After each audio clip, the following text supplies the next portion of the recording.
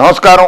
అందరూ బాగుండాలి, అందులో మీరుండాలి, మీ కుటుంబ సభ్యులు బంధుమిత్రులు ఉండాలి, నేనుండాలి, నా కుటుంబ సభ్యులు బంధుమిత్రులు ఉండాలి, ఈ సమాజం కూడా ఉండాలి, ప్రపంచము ఉండాలి. చావుకి రేవుకి కేసులకి ఏ మాత్రం భయపడకుండా ధైర్యంగా నిర్భయంగా మీకు మరిన్ని మంచి వీడియోలు నగ్న సత్యాలతో అందిస్తామని వాగ్దానం చేస్తున్న మమ్మల్ని మా యూట్యూబ్ ఛానల్ అని హృదయపూర్వకంగా మనసారా ఆశీర్వదించాల్సిందిగా కోరుతున్నాం. ఎన్నికల వేడి ముదిరింది. అలాగే బాబు గారికి ప్యాకేజ్ స్టార్కి పిచ్చి ముదిరింది, బాగా ముదిరింది. చిన్నబాబు గారు కోయంబత్తూరు వెళ్ళిపోయారట, అందుకని వీళ్ళిద్దరే తిరుగుతున్నారు. చంద్రబాబు గారికి సీన్ సితారా అర్థమైపోయింది. జగన్మోహన్ రెడ్డి గారి మేమంతా సిద్ధం సభలకి ఉప్పెనలా వస్తున్నారు జనాలు. అది చూసి బెంబేలెత్తిపోయిన చంద్రబాబు నాయుడు కరెక్టే కదా, పవన్ కళ్యాణ్ గారికి ఓట్లు వేయరు కానీ జనం వస్తారులే, ఆ జనాన్ని నా సైడ్ పెట్టుకుంటాను, తెలుగుదేశం పార్టీ సైడ్కి తిప్పుకుంటాను నేనని చెప్పి పవన్ కళ్యాణ్ని అంటేసుకుని మరీ తిరిగేస్తున్నాడు ఆయన. అంటే ఆయనకి జనాలు రారని తెలిసిపోయింది చంద్రబాబు నాయుడు గారికి. చంద్రబాబు నాయుడు గారికి ప్రజల్లో వ్యతిరేకత ఉంది, చంద్రబాబు మీద విశ్వసనీయత లేదు, చంద్రబాబు ప్రజల అభిమానం కోల్పోయాడని చెప్పి చంద్రబాబే నిశ్చయం చేసుకున్నాడు. రాష్ట్ర ప్రజలు నా మాటలు వినడం లేదు, నమ్మడం లేదని కూడా ఆయన నిశ్చయం చేసుకున్నాడు చంద్రబాబు నాయుడు. అందుకే ఒక ఈ సినిమా నటుడిని, సినిమా హీరోని పక్కన పెట్టుకున్నాడు. ఒక్క ఛాన్స్తో మాఫియా రాజుట. ఆయన ఏం మాఫియా రాజ్యం నడిపారో చెప్పను ఆయన ఒకసారి. చంద్రబాబు జగన్మోహన్ రెడ్డి గారు మాఫియా రాజ్యం ఏం నడిపాడో ఒక్కసారి ప్రజలకి చెప్పు. ముందు అరాచక పాలన అన్నావు, అది అయిపోయింది, దాన్ని పట్టించుకోలేదు ప్రజలు. విధ్వంసక పాలన అన్నావు, దాన్ని పట్టించుకోలేదు ప్రజలు. ఆ తర్వాత రాక్షస పాలన అన్నావు, అది కూడా పట్టించుకోలేదు ప్రజలు. రౌడీల పరిపాలన అన్నావు, అది పట్టించుకోలేదు ప్రజలు. ఇప్పుడు కొత్తగా మాఫియా రాజ్యాన్ని పెడుతున్నావు. కొత్తగా చాలా అనుభవం కదా, 45 ఏళ్ళ అనుభవం కదా. ఇవన్నీ నువ్వు చేసావు కనుకనే, నువ్వు పరిపాలనలో ఉన్నప్పుడు చేసావు కనుకనే, నువ్వు అలాగే పరిపాలించావు కనుక, నువ్వు ముఖ్యమంత్రిగా ఉన్నప్పుడు చేసిన పదాలన్నింటినీ కూడా జగన్మోహన్ రెడ్డికి ఆపాదిద్దాం అనుకుంటున్నావు, కానీ అది జరిగే పని కాదు. ఆంధ్రప్రదేశ్ ప్రశాంతంగా ఉంది. కోట్లాది కుటుంబాలు డైరెక్ట్ బెనిఫిషియరీ ట్రాన్స్ఫర్ ద్వారా దాదాపు 4 లక్షల కోట్ల రూపాయలు జగన్మోహన్ రెడ్డి గారు బటన్ నొక్కితే వాళ్ళ ఇళ్లల్లోకి చేరాయి. బ్రోకర్లు లేకుండా, మధ్యవర్తులు లేకుండా, దళారీలు లేకుండా, మోసగాళ్ళు లేకుండా డైరెక్ట్గా అక్క చెల్లెళ్ళు, అమ్మలు, అవ్వాతాతల ఖాతాల్లోకి చేరిపోయినాయి దాదాపు 4 లక్షల కోట్ల రూపాయలు. దాన్ని మాఫియా రాజ్ అంటారు కదా చంద్రబాబు. ఏం మిస్టర్ పవన్ చెప్పు, దాన్ని మాఫియా రాజ్ అంటారా? ప్రతి కుటుంబానికి వాళ్ళ బ్యాంక్ అకౌంట్లో డబ్బులు వేయడాన్ని మాఫియా రాజు అంటారా? అనరు కదా. మరో అవకాశం ఇస్తే రాష్ట్రం ఖాళీ. ఓహోహోహో, ఇది నేను చాలా వీడియోల్లో చెప్పా. రాష్ట్రం ఖాళీ సంగతి పక్కన పెడదాం కాసేపు. 2019 ఎన్నికల తర్వాత తమ అధికారంలో నుంచి దిగిపోయేటప్పుడు రాష్ట్ర ఖజానాల్లో ఎంత ఉంచావు బాబు? 100 కోట్ల రూపాయల నుంచి అధికారంలో నుంచి దిగిపోయావు నువ్వు. రాష్ట్ర ఖజానానే హాంఫట్ వివాహ భోజన నంబు ఇందైన వంట కంబు అన్నట్లుగా తినేసావు. స్కిల్ డెవలప్మెంట్ స్కామ్లో తిని, fibre net case, inner ring road case, ఇసుక దందా, మద్యం కుంభకోణాలు, ఎన్ని కుంభకోణాలు చేసేసావు. దాచుకున్నావు. నువ్వే చెప్తున్నావు 1,00,000 కోట్లు ఆస్తుంది నాకు, ఓటుకు 5,000 పెట్టి కొనగలనని నువ్వే చెప్పేసుకుంటున్నావు. దాన్ని విధ్వంస పాలన అంటారు. జగన్మోహన్ రెడ్డి గారు చేసిన పరిపాలన విధ్వంస పాలన అనరు.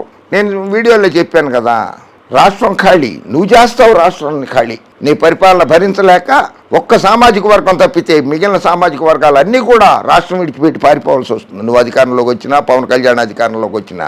నేను బీజేపీ పార్టీని అంటలేదు అక్కడ.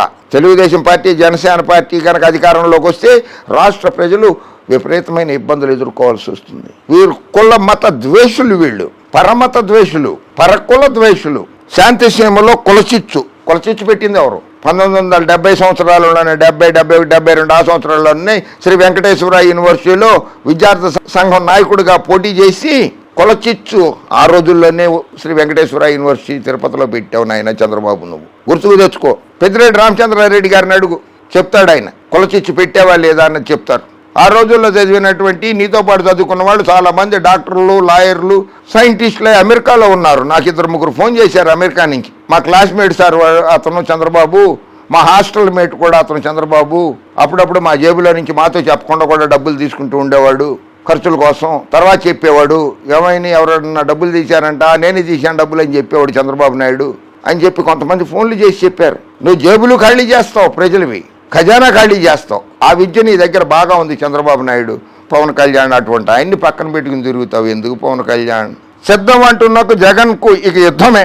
చంద్రబాబు పవన్ కళ్యాణ్ గర్జన. ప్రశాంత్కు మారుపేరైన కోనసీమలో సీఎం జగన్ కొలచిచ్చు పెట్టాలని చూశాడని టీడీపీ జనసేన అధ్యక్షుడు చంద్రబాబు పవన్ కళ్యాణ్ విరుచుకుపడ్డారు.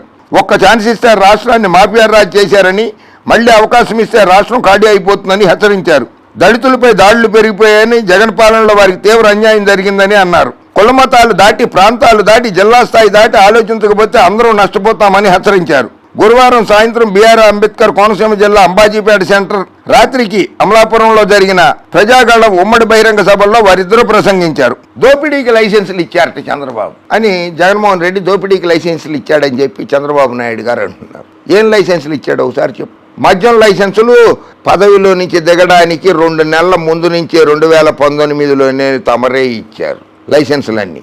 బార్లకు లైసెన్సులు తమరే ఇచ్చారు. ప్రెసిడెంట్ మెడలు, భూము, గాము ఇటువంటి బ్రాండ్లన్నిటికీ 161 బ్రాండ్లకి తమరు జీవో ఇష్యూ చేశారు. కొత్త బ్రాండ్లన్నిటికీ, నాసిరకం బ్రాండ్లన్నిటికీ లైసెన్సులు ఇచ్చింది, జీవోలు ఇష్యూ చేసింది చంద్రబాబు నాయుడు గారు మీరే.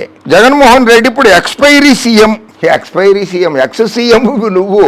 ఆయన ఎక్స్పైరీ సీఎం ఇంకా కాలేదు చంద్రబాబు నాయుడు గారు. ఆయన ఇంకా జూన్ వరకు టైం ఉన్నది. ఆయన ఇంకా సీఎంఏ ప్రస్తుతం. ఎక్స్పైరీ సీఎం మీరు. ఎక్స్పైర్ అయిపోయింది మీది. ఎక్స్ సీఎం, ఎక్స్పైరీ సీఎం కూడా మీరే.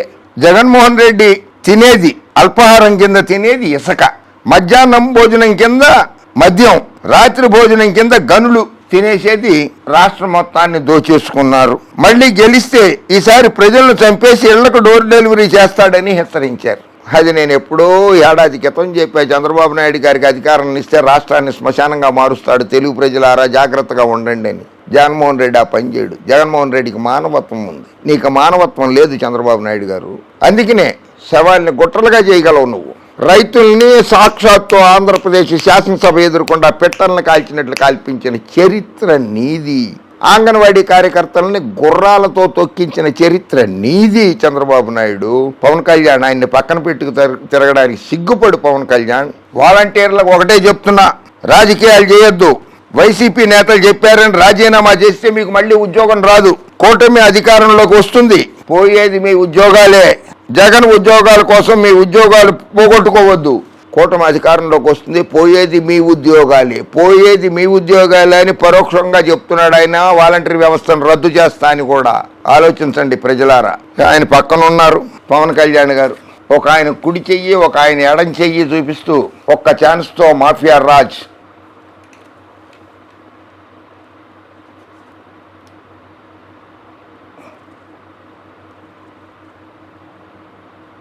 జై హింద్.